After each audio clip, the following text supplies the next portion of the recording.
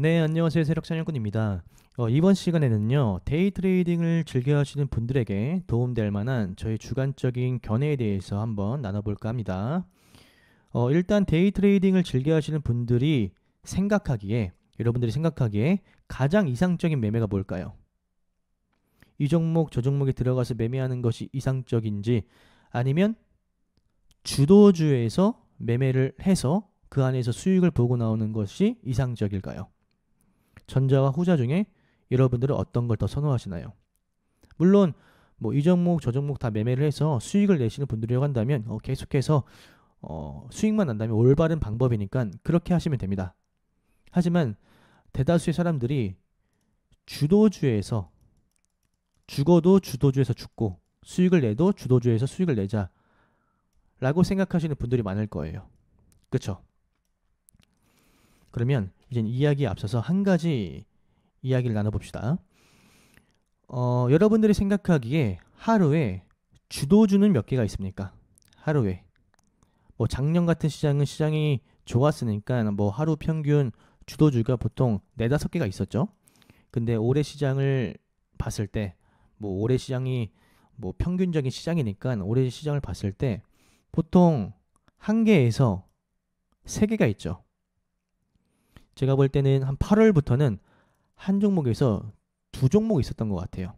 8, 9, 10, 11 이렇게 딱 복귀를 해보면 주도주는 1개에서 2개 정도 있는 것 같아요. 이렇게 뭐 4, 5개 나오는 날은 뭐 시장이 정말 좋은 날이고, 이런 시장에서는 데이 트레이더들에게는 상당히 좋은 시장이라고 볼 수 있는데, 보통은 뭐 8, 9, 10, 11 이렇게 기준을 두고 보면 1개에서 2개 정도 나옵니다. 어떻게 보면 오히려 이런 종목에 집중이 되니까 쉬워 보일 수도 있지만, 이 한두 개 되는 종목을 놓쳐버린다면 놓친 사람들에게는 시장이 굉장히 어려울 수도 있겠죠. 근데 여기서 한 가지 질문을 드릴게요. 여기서 1개에서 2개라고 했어요. 근데 우리가 매매하는 종목의 수는 몇 개나 될까요? 종목의 수. 내가 하루에 매매하는 종목 수. 이상하게 우리가 복귀할 때는 하루에 1개에서 2종목의 종목만이 뭐 오전장을 이끌어가든 오후장을 이끌어가든 하루 종일 이끌어가든 주도주는 1개에서 2개 정도밖에 없는데, 매매한 종목 수는 뭐 6개라든지 10개, 뭐 6개, 10개 사이에 되는 어떤 횟수로 매매를 했어요. 그렇죠? 복귀할 때는 제발 물려도 주도주에서 물리자. 왜냐하면 회복될 가능성이 높으니까 주도주에서 물리자. 이렇게 다짐을 하고, 주도주가 오히려 나중에 가면 물량도 실을 수 있고 매매를 조금 더 편안하게 할 수 있겠구나 라고 공부를 하고 복귀를 하지만, 당장 시장이 시작되고 내 눈앞에 캔들이 움직이게 되면 막상 매매가 복귀한 것처럼 되진 않아요. 그쵸? 주도주는 분명 1개에서 2개인데. 근데 이런 원인이 뭘까요? 이런 원인. 제가 생각했을 때 그 첫 번째 원인은 우리가 장 초반에 빠르게 후딱 끝내려는 생각이 앞서기 때문이에요. 물론 장 초반 매매를 굉장히 잘하시는 분들이 있어요.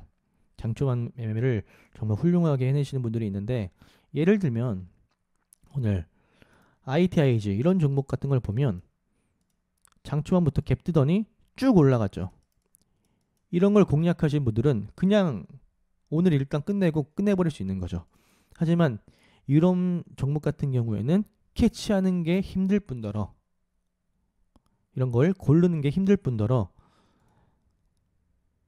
상당히 매매하기가 까다롭습니다. 어떻게 매매해야 되지? VI가 바로 걸리고 떨어지고, 이런 걸 어떻게 매매해야 되지? 우왕좌왕하는 경우가 굉장히 많습니다. 우왕좌왕하는 경우. 이런 구간에서 매매를 하면 내가 딱 잡자마자 이렇게 바로 올라가주면 좋지만, 바로 올라가지 않고 살짝 꾸물꾸물 거리면 어디서 매도해야 될까? 어디서 손절해야 될까? 이런 것들이 순간적으로 판단이 어려워요. 맞죠? 그래서 여러분들이 이 장 초반에 시작하자마자 뭐 장 초반 매매를 즐겨 하시지 않는 분들이라고 한다면, 그리고 초보자분들이라고 한다면 이런 매매는 일단은 나중에 경력이 쌓이시면 서서히 보이게 되는 부분이니까 나중에 좀 공략을 하셨으면 좋겠습니다. 아직 경험이 별로 없다라고 한다면, 물론 뭐 이런 매매로 계속해서 잘하고 있는 분들은 그냥 하시면 되는 거고요. 그렇죠? 그래서 일단은 주도주는 하루에 한 개에서 두 개인데 매매 횟수가 많아지는 이유는 장 초반에 약간 급한 마음에 매수하는 거. 장 초반에 후딱 먹고 끝내자라는 어떤 마인드 때문에 조금 매매가 많아지는 것이 아닐까 싶어요. 이게 장 초반에 수익을 딱 보고 끝내면 가장 이상적이죠. 뭐 몇 분 만에 뭐 남들은 하루에 8시간, 9시간 일하는데 나는 이 캔들 하나에 수익 보고 끝내는 거니까 굉장히 매력적이죠. 하고 싶은 매매가 되는 거고. 하지만 반대로 한번 생각을 해봅시다. 내가 이걸 먹고 이런 걸 먹고 끝내면 좋아요. 근데 매수를 하자마자 뚝 떨어지면 마이너스 3, 4% 찍히니까 시작부터 일단 손실로 시작하는 거예요. 그렇게 되면 하루의 매매가 꼬일 수도 있다는 거죠. 그러니까 초보자분들은 이런 매매를 지금 당장은 살짝 지양하는 쪽이 어떤가 싶어요. 그리고 두 번째 이유, 뭐 두 번째 이유도 상당히 비슷하다고 볼 수가 있는데요. 보시면 비덴트 같은 경우에는 최근에 강한 모습을 많이 보여줬단 말이에요. 강한 모습을 보여주다가 갑자기 계속 이런 패턴을 그리고 있거든요. 그렇죠? 오늘도 강하게 돌파할 것 같으면서도 뚝 떨어졌죠. 그렇죠?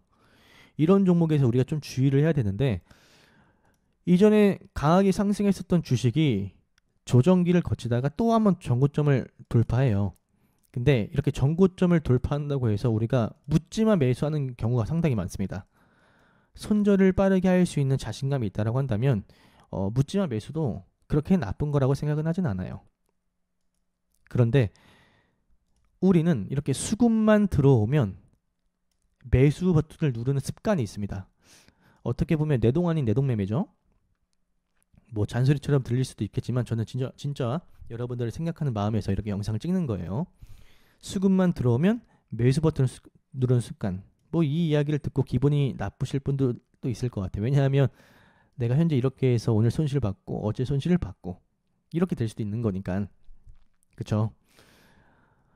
그래서 여러분들이 정말 주도주가 하루에 한 개에서 두 개 정도라는 걸 맨날 장 끝나고 복귀를 했다면 수급만 들어온다라고 해서 매수 버튼을 누르는 습관은 버리시는 게 좋을 것 같아요.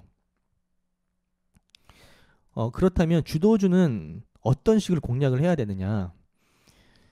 예를 들면 어제 주도주 같은 경우에는 전 마인즈랩 이 종목밖에 없었다고 생각을 하는데, 오늘 주도주를 생각하면 개인적인 생각으로는 CJN이 그나마 주도주였지 않나 싶어요.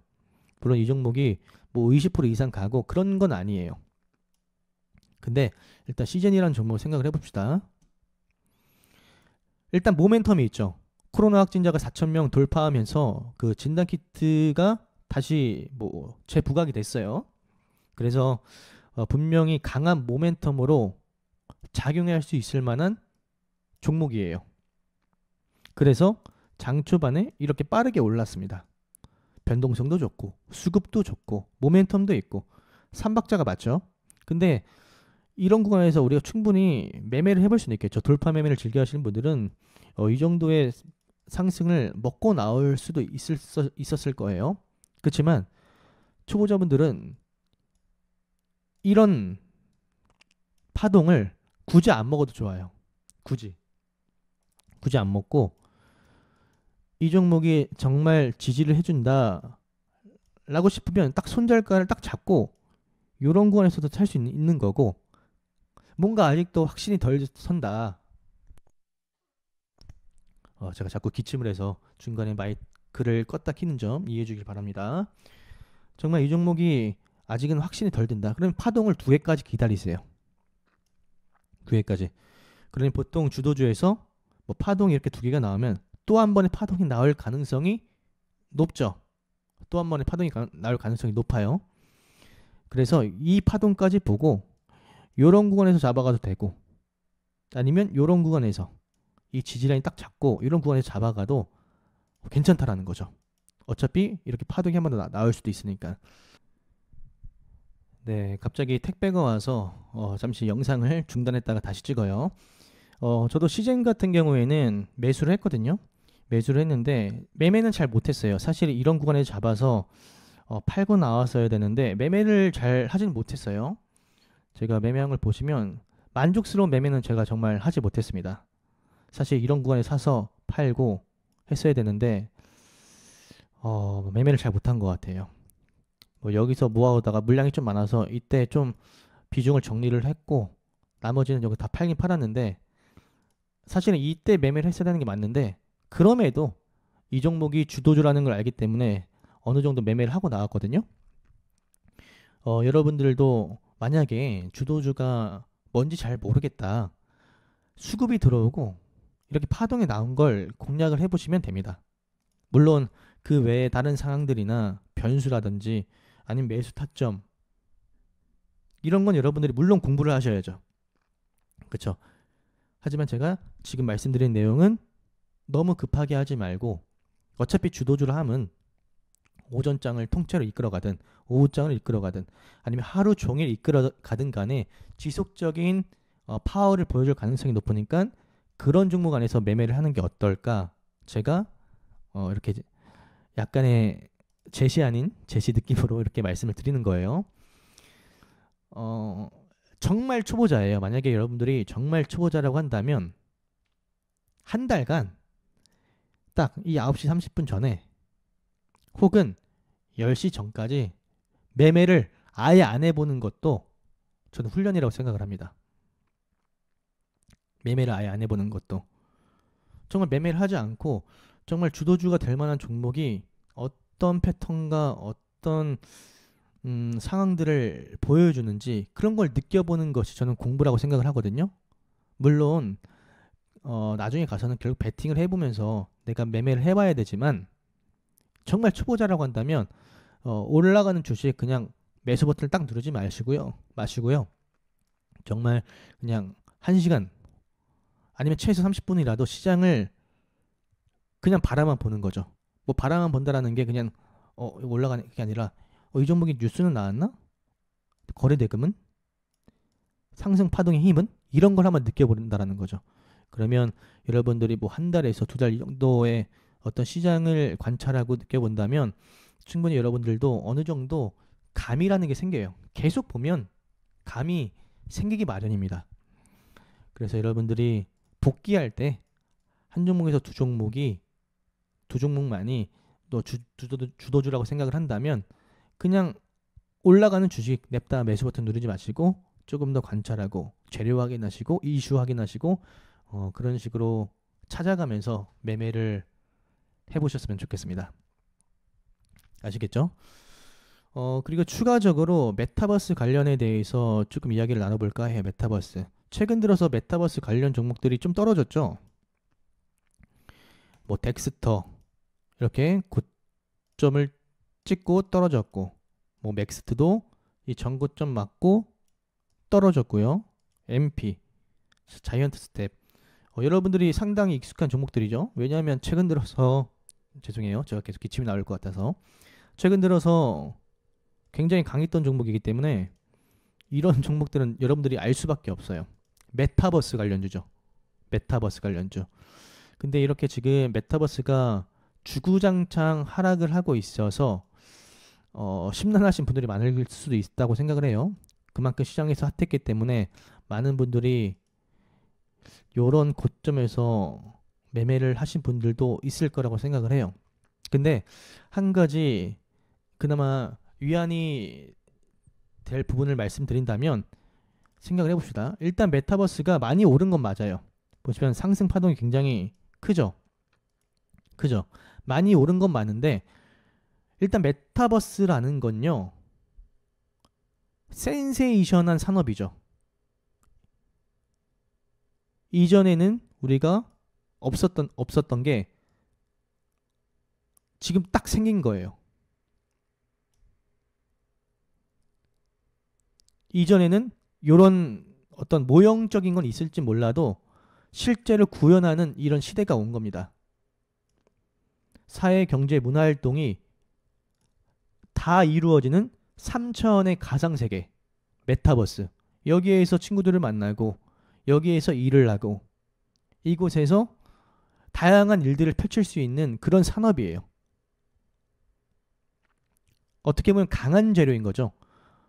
예를 들면 뭐 전기차 관련해서 2차 전지에서 에코프로 이 종목이 굉장히 많이 올랐죠. 어떻게 보면 덱스터가 이런 위치에 와 있는 건데 보세요. 이런 위치. 한 이런 위치에 와 있는 거예요. 근데 에코프로는 여기서 보합을 주면서 한 칸 더 올라갔어요. 근데 전기차도 강한 이슈지만 저는 메타버스도 굉장히 강한 산업 테마라고 생각을 하거든요. 굉장히 강한. 그래서 뭐 메타버스를 본다라고 한다면 지금 메타버스에 악재는 없어요. 악재가 있을 수가 없죠. 모든 기업들, 모든 대기업들, 우리가 알만한 뭐 애플, 페이스북, 뭐 삼성전자, 모든 각종 모든 대기업들이 다 메타버스에 뛰어들고 있습니다. 게임 회사들도. 다만 악재라고 한다면, 우리가 굳이 악재라고 한다면 사람들이 많이 샀다라는 점. 그냥 과매수권이었기 때문에 이런 음봉이 나올 수밖에 없었다. 무거우니까 털고 올라가려고. 뭐 설령 이렇게 털고 올라가지는 않을 수도 있어요. 하지만 이런 구간에서 물리는 분들은 기다렸다가 손실을 줄이고 나오셔야죠. 최소한. 그리고 이 기간이 어느 정도 될지는 저도 정확히는 모르지만 결국에는 손실을 줄일 수 있는 구간이 나오지 않을까 조심스레 이야기를 드리고 싶어요. 그러니까 너무 낙심하지 말고 조금 버텼다가 손실을 조금 감안하는 쪽으로 줄이는 쪽으로 운이 좋으면 저는 뭐 메타버스가 여기서 완전히 끝났다고 생각은 안 해요. 더 올라갈 거라고 보는데 뭐 수익도 볼 수도 있는 거고 이거는 이전에 없었던 강력한 테마예요. 강력한 테마. 그러니까 너무 걱정하지 않으셔도 될 것 같아요. 물론 선반영을 어느 정도 했겠죠. 어느 정도가 아니라 선반영을 이미 많이 했겠죠. 시장에 굉장히 크게 노출되어 있으니까.